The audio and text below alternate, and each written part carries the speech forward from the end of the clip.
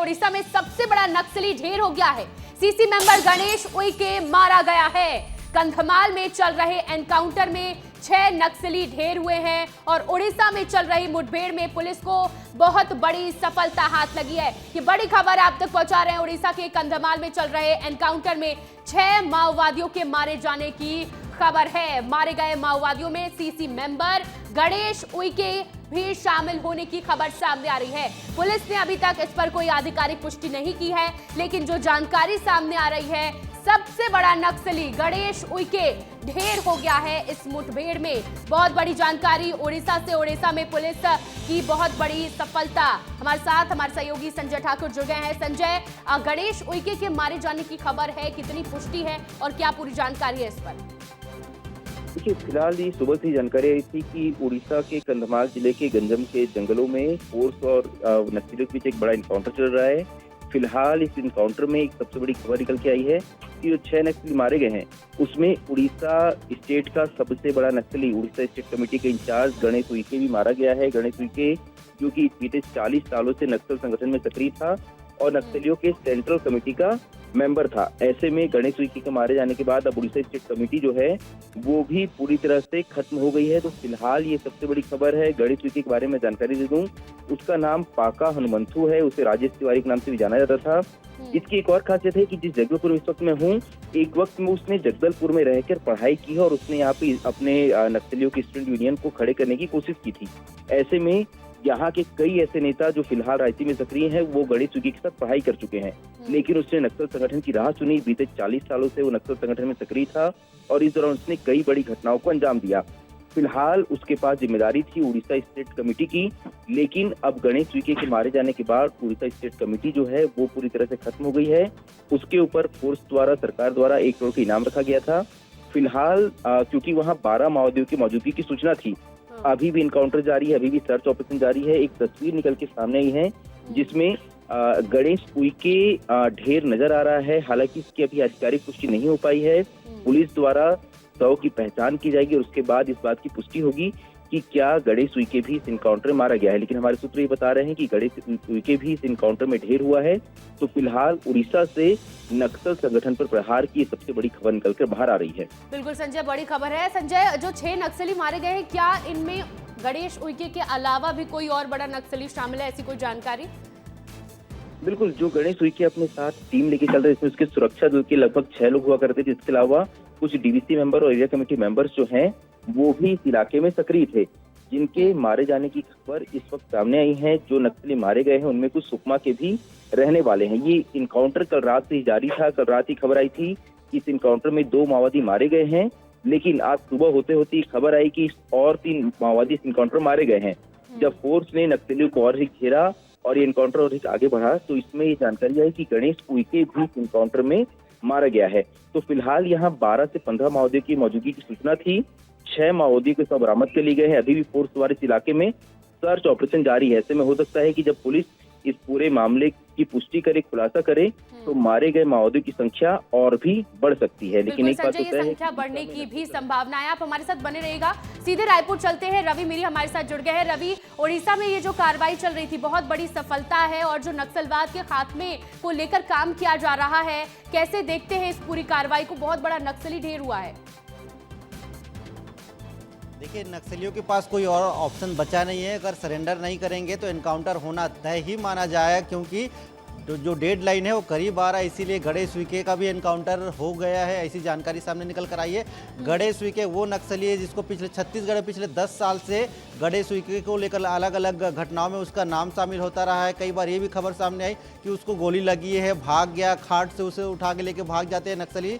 मतलब बहुत बड़ा नक्सली, उसके साथ हमेशा 20 से 25 नक्सलियों की टीम मौजूद रहती थी। तो एक बड़े नक्सली का एनकाउंटर होना मतलब हम डेडलाइन के और करीब पहुंच रहे हैं, नक्सलियों के खात्मे के थोड़ा और करीब पहुंच रहे हैं। सूर्यांश के पास बहुत सारा प्रोफाइल उनके बारे में है, उस पर बात कर लेते हैं। सूर्यांश, गणेश उइके कौन है, क्या है, क्यों है, कितना बड़ा नक्सली? गणेश उइके के लिए अगर सबसे बड़ी लाइन मैं बोलूं तो वो लाइन ये होगी कि गणेश उइके नक्सलियों का थिंक टैंक है।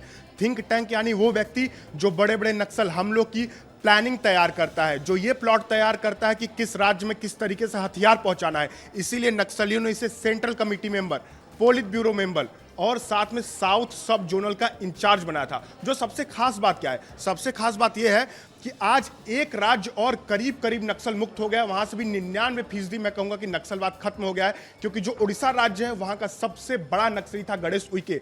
गणेश उइके ही वो व्यक्ति था जिसने महाराष्ट्र और उड़ीसा, देखिए 2 राज्यों का मैं जिक्र कर रहा हूं, महाराष्ट्र और उड़ीसा 2 राज्य ऐसे हैं जहां पे गणेश उइके ने नक्सलवाद का प्रचार किया, विस्तार किया। और इसकी तलाश छत्तीसगढ़, महाराष्ट्र, उड़ीसा, तेलंगाना, आंध्रा और इसके अलावा कहते हैं कि इसने बिहार में भी काम किया था जब शुरुआती दौर था नक्सलवाद का।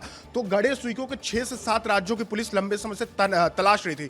हमेशा अपने साथ AK-47 लेके चलता था। और जो हम 3 लेयर सिक्योरिटी की बात करते हैं तो कहते हैं कि गणेश उइके वो पहला नक्सली था जिसने 3 लेयर सिक्योरिटी का पूरा खाका तैयार किया था कि जो बड़े नक्सली उनको किस तरीके से 3 लेयर की सिक्योरिटी दी जानी है। वही सिक्योरिटी हिडमा के लिए भी लागू हुआ था, उसी के जरिए से वही सिक्योरिटी हिडमा के लिए लागू हुआ, वही सिक्योरिटी देव जी के लिए, वही सिक्योरिटी बसवा राजू के लिए। तो जितने भी बड़े कैडर के नक्सली रहे उनके लिए सुरक्षा का काम भी गणेश उइके देखता था, इसीलिए इसे साउथ सब जोनल का इंचार्ज बनाया गया था। यानी नक्सलियों का जो पूरा दक्षिण क्षेत्र का पूरा इलाका है जहां पे जितनी भी से कई भाषाओं के जानकार रहे हैं गणेश उइके, ऐसा जानकारी मिलता है। गणेश उइके के बारे में भी जानकारी है कि वो तेलंगाना में बहुत ज़्यादा पढ़ाई करके आए हैं, मतलब एकदम अनपढ़ नहीं है।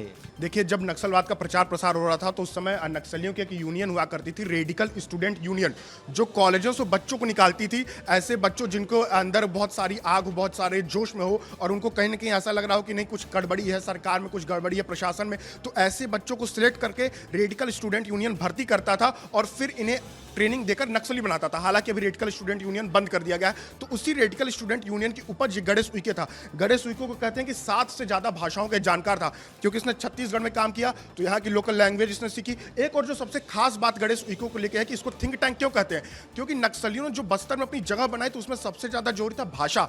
नक्सलियों ने जो बस्तर के आदिवासी थी उनके भाषाओं का लिपि तैयार किया और उसमें भी ये गणेश उइके शामिल था। तो इसने क्या किया कि भाषा को बहुत महत्व देता था। तो इसने तेलंगाना की भाषा सीखी, आंध्रा की भाषा सीखी, मराठी सीखी, उड़िया सीखी और यहाँ पे सीखी ताकि जो लोकल आदिवासी हैं उनसे कनेक्ट किया जाए, उनको बरगलाया जा सके, उनको फुसलाया जा सके और उनके बीच अपनी पैठ बनाया जा सके। जिसके चलते उसी की देन है कि पिछले 40 सालों तक ये आदिवासियों के इलाके जितने भी रहे वहाँ अपने पैर पसारते गए। जब आप बात करेंगे गढ़चिरौली, बहुत अच्छी जानकारी लगातार दे रहे हैं। ये कहा जाए कि ये वही व्यक्ति है जो नक्सलियों के कुनबे को बड़ा करने वाला व्यक्ति था। नक्सलियों में नए नए लड़कों को उसमें भर्ती करने वाला नक्सली था। मतलब बहुत बड़ी सफलता है। और ऐसे नक्सली का मारा जाना मतलब उड़ीसा खत्म, आंध्रा खत्म और कौन कौन से राज्य? उड़ीसा और महाराष्ट्र अब मैं कह सकता हूं कि पूरी तरीके से गणेश उइके के आतंक से मुक्त हो गया, क्योंकि वहां पे मैंने कहा ना शुरू में कि जब नक्सलवाद का विस्तार हुआ था, गढ़चिरौली था महाराष्ट्र में, उड़ीसा का मलकानगिरी का पूरा क्षेत्र हुआ करता था, तो दोनों जगह का कमान गणेश उइके ने संभाली थी और वहां पे विस्तार का काम संभाला था। अब दूसरी चीज, छत्तीसगढ़ में अभी इसी साल सबसे बड़ा नक्सली मारा गया था चलपति, जो पहला CC मेंबर था, छत्तीसगढ़ में मारा गया। ये चलपति से भी बड़ा नक्सली था, क्योंकि इसको गणेश उइके को सेंट्रल कमेटी सदस्य होने के साथ ही उड़ीसा स्टेट कमेटी का सचिव बनाया गया था। नक्सलवाद उड़ीसा में कैसे खत्म हुआ आप इस पन्ने से देख सकते हैं। जब आप उड़ीसा स्टेट कमेटी की बात करेंगे तो जो सबसे ऊपर नाम लिखा है वो नाम है गणेश उइके का। गणेश उइके से छोटे कौन कौन थे? मनोज बालाकृष्णन, जिसको भी इसी साल गरियाबंद में मारा गया। मनोज बालाकृष्णन जब मरा था तो उसके ऊपर 1 करोड़ 80 लाख का इनाम था, लेकिन वो भी दूसरे नंबर का नक्सली था। पहले नंबर का नक्सली गणेश उइके था। चलपति उइके ऊपर कितना का इनाम है? गणेश उइके के ऊपर अभी फिलहाल इसकी आधिकारिक पुष्टि तो नहीं हुई, लेकिन मुझे जो लगता है वो अगर सारे राज्यों का हम मिला लें, मैं रवि लौट रहा हूं आपके पास।